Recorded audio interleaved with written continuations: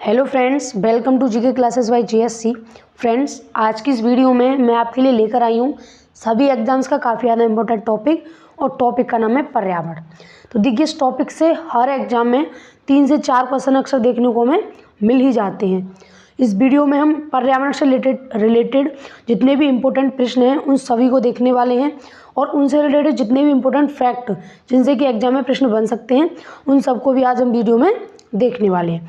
तो यदि आप किसी भी एग्जाम की तैयारी कर रहे हैं तो वीडियो आप सभी के लिए काफ़ी ज़्यादा बेनिफिशियल, काफ़ी ज़्यादा इंपॉर्टेंट रहने वाली है। तो वीडियो को बिना स्किप किए पूरा देखना है, ठीक है। तो चलिए शुरू करते हैं। तो देखिए, पहला प्रश्न है हमारा कि निम्न में से कौन सा घटक जैविक घटक है। कैसा घटक है? जैविक घटक है। तो इसका सही उत्तर है ऑप्शन नंबर सी, अपघटक। जो हमारा अपघटक है वो एक कैसा घटक है? वो एक जैविक घटक है, ठीक है। तो अब देख लेते हैं कि जैविक और अजैविक घटक होते क्या हैं। तो देखिए, 2 तरह के घटक होते हैं, एक तो होता है जैविक घटक और एक होता है अजैविक घटक। जैविक घटक वो होते हैं जो कि सजीव होते हैं, जैसे कि वनस्पति हो गया, जीव जंतु हो गए, अपघटक और सूक्ष्म जीव। ये कैसे घटक हैं? ये जैविक घटक हैं। और जैविक घटक कैसे होते हैं? जो कि लिविंग होते हैं, सजीव। दूसरा है अजैविक घटक, जो कि कैसे होते हैं? नॉन लिविंग, निर्जीव, जैसे कि वायु है, मृदा है, जल और सूर्य। इस प्रकार के जो घटक होते हैं वो होते हैं अजैविक घटक, और ये घटक होते हैं जैविक घटक, ठीक है। तो चलिए नेक्स्ट देखते हैं। अगला प्रश्न है हमारा कि इकोलॉजी, जिसको हिंदी में बोलते हैं पारिस्थितिकी, शब्द का सर्वप्रथम प्रयोग किसने किया था? जो इकोलॉजी शब्द है इसका सर्वप्रथम प्रयोग किसने किया था? तो इसका सही उत्तर है ऑप्शन नंबर बी, अर्नेस्ट हैकल। जो अर्नेस्ट हैकल हैं उनको पारिस्थितिकी का जनक कहा जाता है, और ये प्रश्न अक्सर पूछा जाता है और पूछा भी गया एग्जाम में। तो इम्पोर्टेंट है, ध्यान रखना है कि इकोलॉजी शब्द का किसने किया था? अर्नेस्ट हैकल ने, ठीक है। तो चलिए देखते हैं इससे रिलेटेड इम्पोर्टेंट फैक्ट। देखिए, जो इकोलॉजी शब्द था वो तो अभी हमने बताया कि अर्नेस्ट हैकल ने इसका प्रयोग सबसे पहले किया था, और इकोसिस्टम इसको किया था टेंसले ने। जो पारिस्थितिकी तंत्र होता है इसका प्रयोग सबसे पहले किसने किया था? टेंसले ने, और ये यूपी टेट में पूछा हुआ प्रश्न है। और अगला प्रश्न है कि जो ऊर्जा का 10% प्रवाह का नियम है, ऊर्जा का 10% प्रवाह का नियम है, वो किसने दिया था? तो वो दिया था लिंडेमान ने। जो ऊर्जा का पिरामिड होता है उसमें जो ऊर्जा प्राथमिक घटक, द्वितीय घटक, उनके पास जो जाती है ऊपर आगे बढ़कर, वो 10% जो ऊर्जा है वो ऊपर जाती है। तो इसको कहते हैं 10% ऊर्जा का प्रवाह नियम। तो ये किसने दिया था? ये लिंडेमान ने दिया था। अगला है कि जीवित कोशिका की खोज किसने की थी? तो ये की थी ल्यूवेनहॉक ने, ठीक है।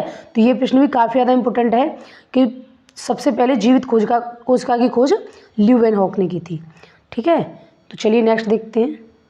अगला प्रश्न है कि निम्न में से कौन सा इकोसिस्टम मानव निर्मित है? कौन सा इकोसिस्टम मानव निर्मित है, मतलब जिसका निर्माण मानव ने किया है? तो इसका सही उत्तर है बगीचा। जैसा कि ऑप्शन से ही पता चल रहा है, समुद्र, वन, नदी, ये तीनों जो इकोसिस्टम है मानव निर्मित नहीं है। जो बगीचा है वो एक मानव निर्मित इकोसिस्टम है, ठीक है। तो चलिए देखते हैं।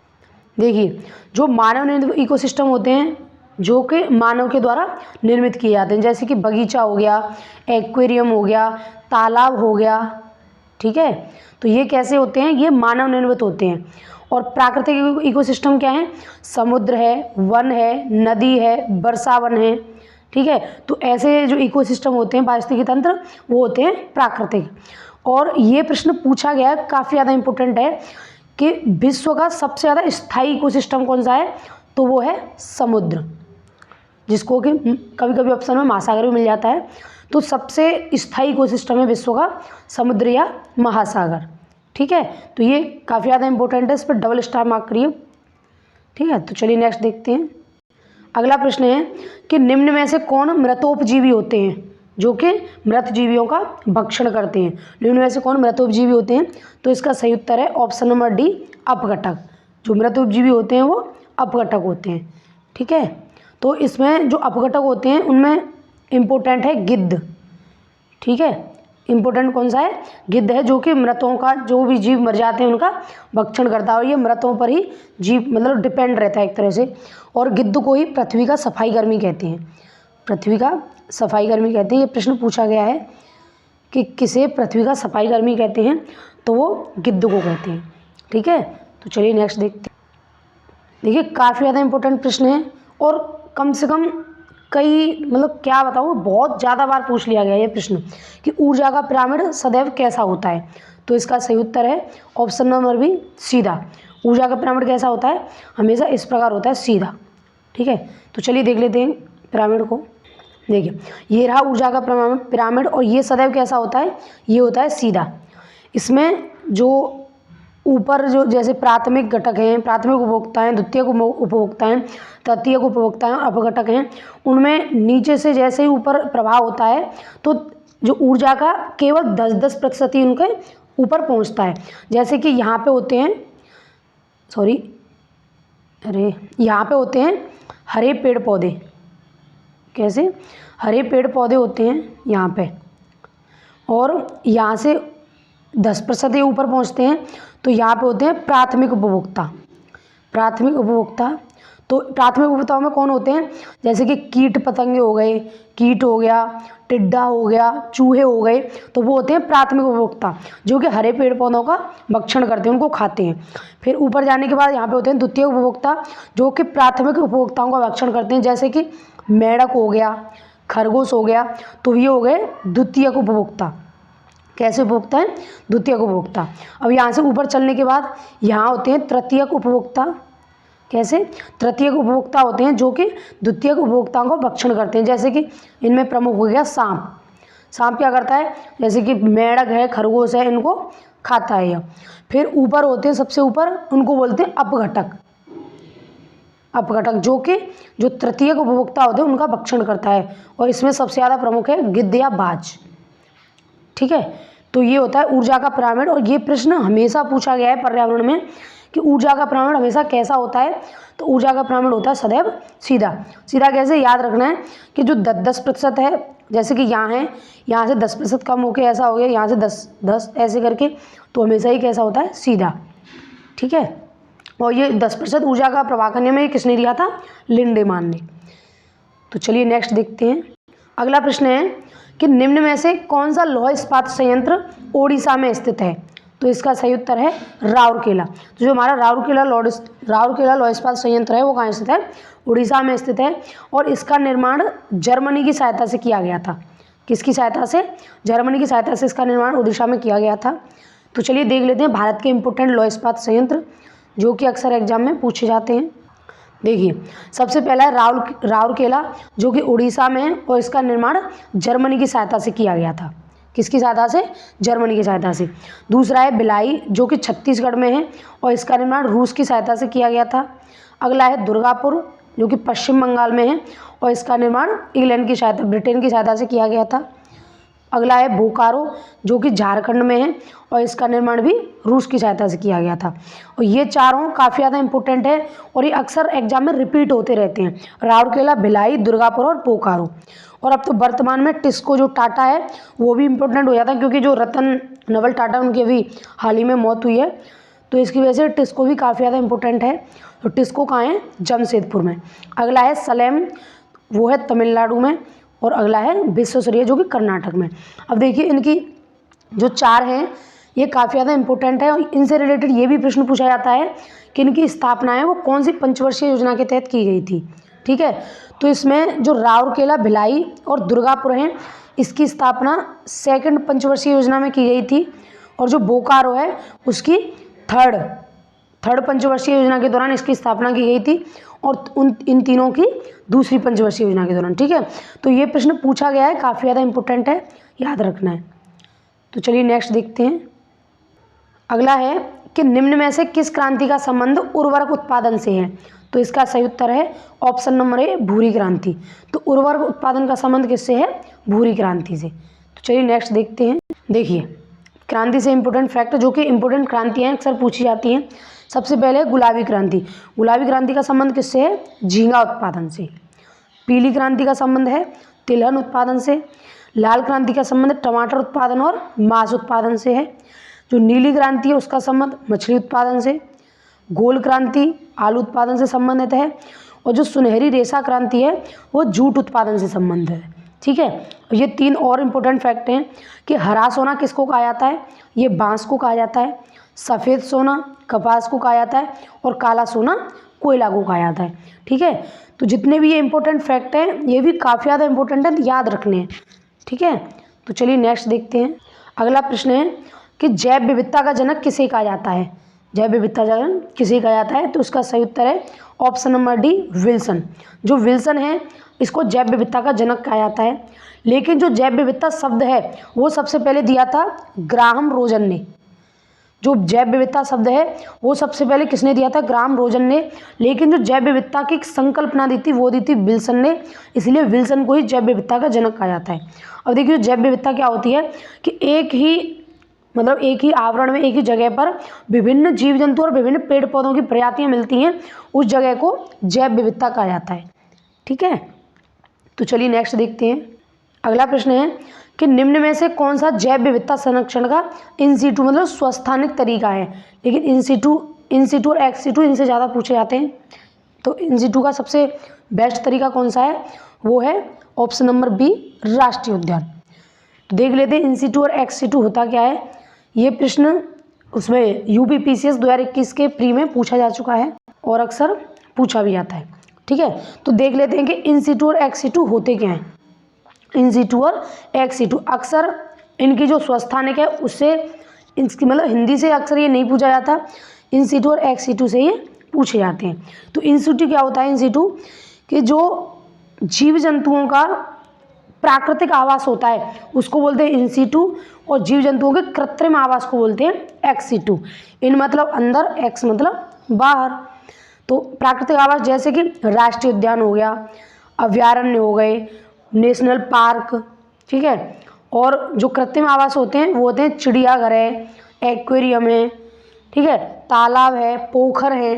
तो जो ऐसे जो आवास होते हैं जो कि मानव द्वारा निर्मित होते हैं उनको बोलते हैं एक्स सीटू, और जो पर्यावरण द्वारा जो प्राकृतिक आवास है उनको बोलते हैं इन सीटू।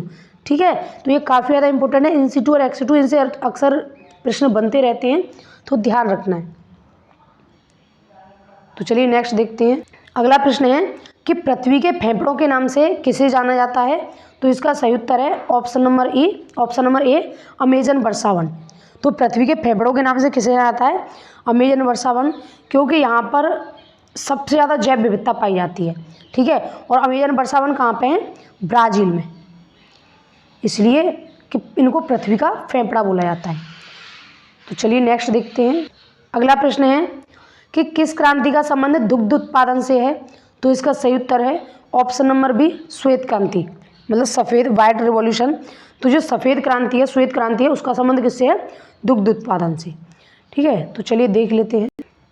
देखिए जो सफ़ेद क्रांति है उसको ऑपरेशन फ्लड भी कहा जाता है। क्या कहा जाता है, ऑपरेशन फ्लड। और सफ़ेद क्रांति का जनक किसको कहा जाता है, वर्गीज कुरियन को। काफ़ी ज़्यादा इंपॉर्टेंट है वर्गीज कुरियन। और इन्हीं के जन्म दिवस के अवसर पर 26 नवंबर को राष्ट्रीय दुग्ध दिवस मनाया जाता है। तो राष्ट्रीय दुग्ध दिवस कब मनाया था, 26 नवंबर को। इसी दिन जो दुग्ध क्रांति है उसके जनक वर्गीज कुरियन का हैप्पी बर्थडे होता है। और विश्व दुग्ध दिवस कब मनाया जाता है, विश्व दुग्ध दिवस मनाया जाता है 1 जून को।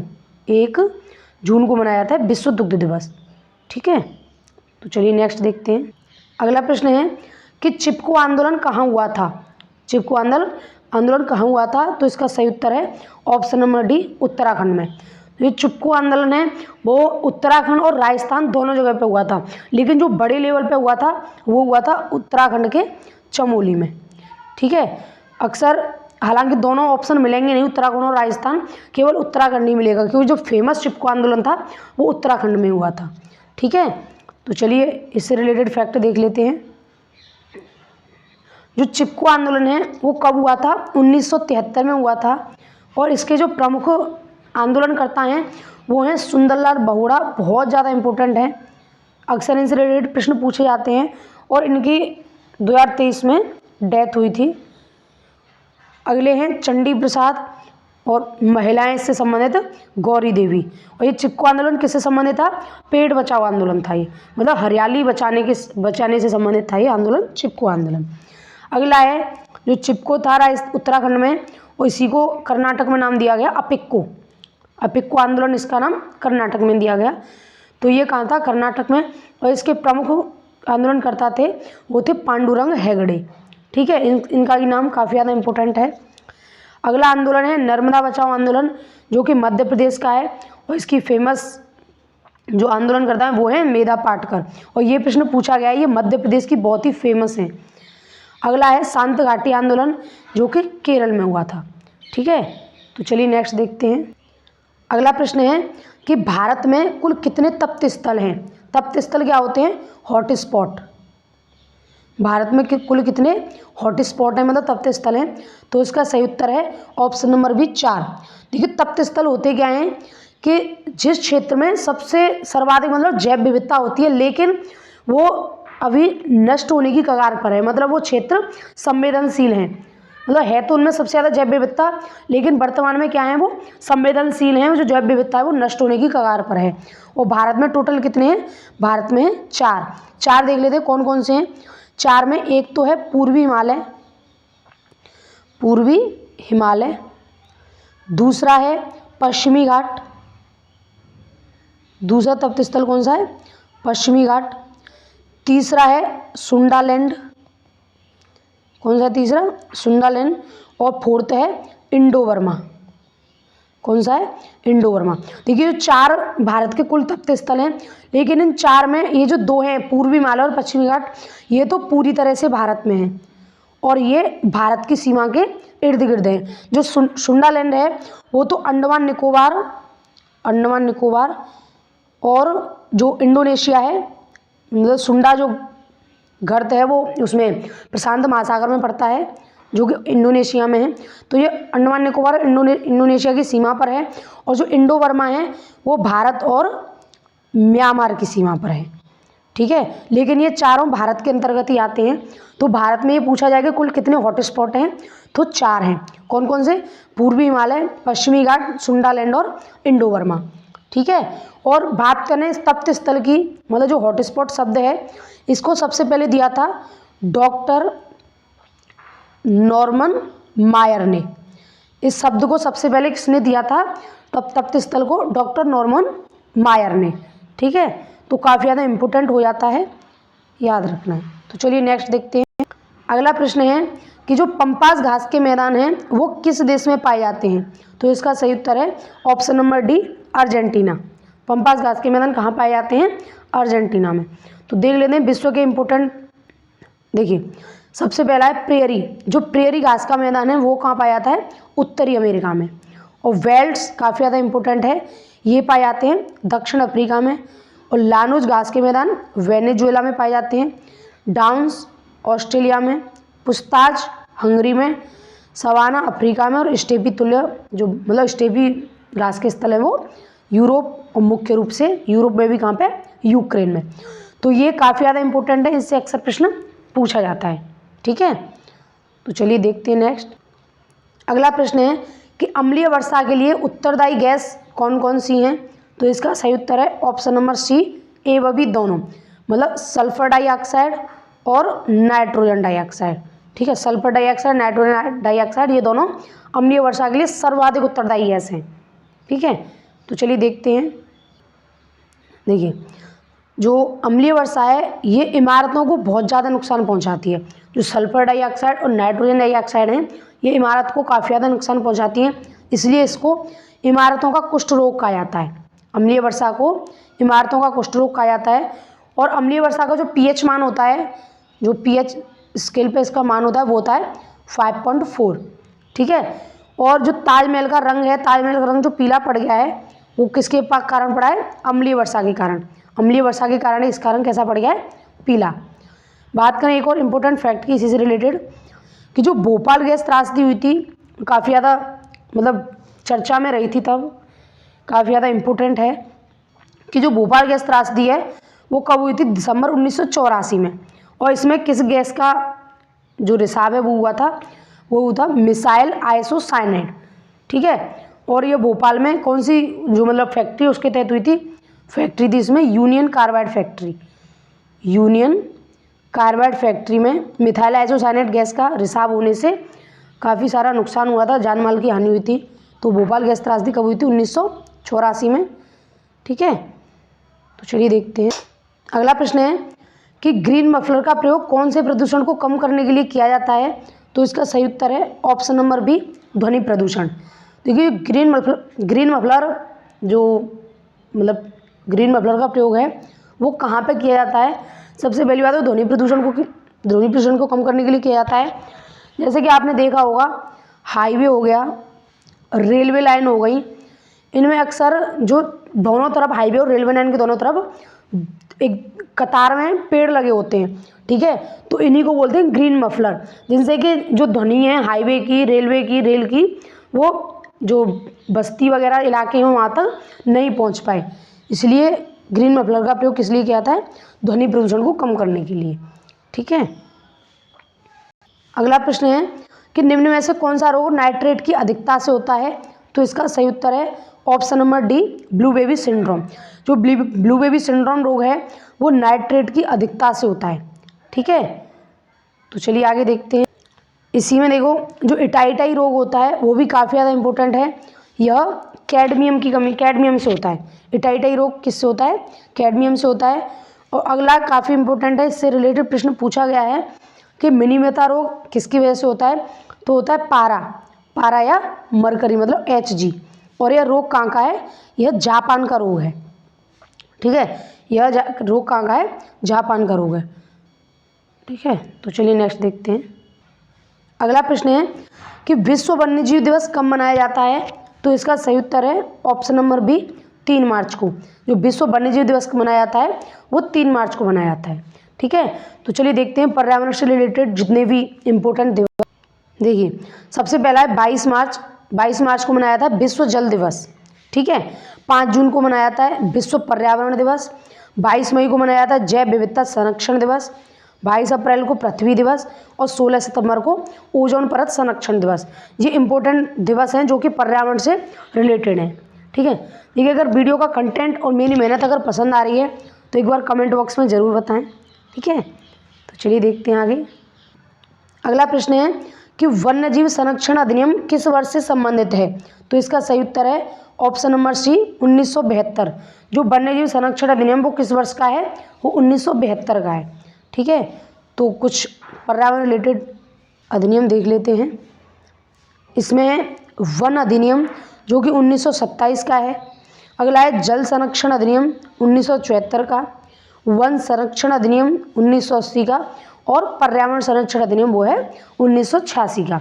तो ये पर्यावरण रिलेटेड कुछ अधिनियम हैं, ठीक है। तो चलिए नेक्स्ट देखते हैं। अगला प्रश्न है कि भारत का राष्ट्रीय जलीय जीव कौन सा है? तो इसका सही उत्तर है option number A, Gangetic dolphin, ठीक है, गंगेटिक डॉल्फिन। तो जो भारत का जलीय जीव है वो है गंगेटिक डॉल्फिन, जिसको कि 2009 में घोषित किया गया था। 5 अक्टूबर 2009 को इसको जलीय जीव घोषित किया गया था, इसलिए 5 अक्टूबर को जो डॉल्फिन दिवस है, गंगेटिक डॉल्फिन दिवस मनाया जाता है, ठीक है। तो चलिए देखते हैं आगे। तो देखिए भारत के कुछ राष्ट्रीय प्रतीक हैं, जैसे कि राष्ट्रीय पशु बाघ है, राष्ट्रीय विरासत पशु हाथी होता है, राष्ट्रीय पक्षी मोर, राष्ट्रीय पेड़ बरगद, राष्ट्रीय फल आम, राष्ट्रीय चिन्ह अशोक चिन्ह, राष्ट्रगान जनगणमन, राष्ट्रगीत वंदे मातरम, राष्ट्रध्वज तिरंगा और राष्ट्रीय खेल हॉकी। ये भारत के कुछ इंपॉर्टेंट राष्ट्रीय प्रतीक हैं जो कि ध्यान रखने हैं। अगला प्रश्न है कि निम्न में से किस संविधान संशोधन द्वारा वन और वन्य जीव को समवर्ती सूची में स्थानांतरित किया गया? तो इसका सही उत्तर है 42वां संविधान संशोधन, ठीक है। तो ये 42वां संविधान संशोधन जो कि 1976 में हुआ था, इसी से जो वन और वन्य जीव जो विषय हैं उनको समवर्ती सूची में स्थानांतरित कर दिया गया, ठीक है। तो चलिए देखते हैं नेक्स्ट। हमारा नेक्स्ट और अंतिम प्रश्न है कि निम्न में से किस अनुच्छेद का संबंध पर्यावरण संरक्षण से है? तो इसका सही उत्तर है ऑप्शन नंबर डी, अनुच्छेद 48। जो अनुच्छेद 48 है जो कि DPSP के अंतर्गत आता है, राज्य के नीति निर्देश सिद्धांत, उसका संबंध किससे है? पर्यावरण संरक्षण से है, ठीक है। तो ये थी आज की हमारी वीडियो। अब इससे रिलेटेड 2 प्रश्न का आपके लिए टेस्ट है, जिसका जवाब आपको कमेंट बॉक्स में देना है। तो देखते हैं टेस्ट 2 प्रश्न का क्या क्या है। पहला प्रश्न है कि ऊर्जा का पिरामिड सदैव कैसा होता है? तो इसका सही उत्तर है, इसका सही मतलब जिसके ऑप्शन है उल्टा, सीधा, ए व बी दोनों या इनमें से कोई नहीं। तो इसका जवाब कमेंट बॉक्स में देना है। अगला प्रश्न कि दुर्गापुर लौह इस्पात संयंत्र कहाँ स्थित है?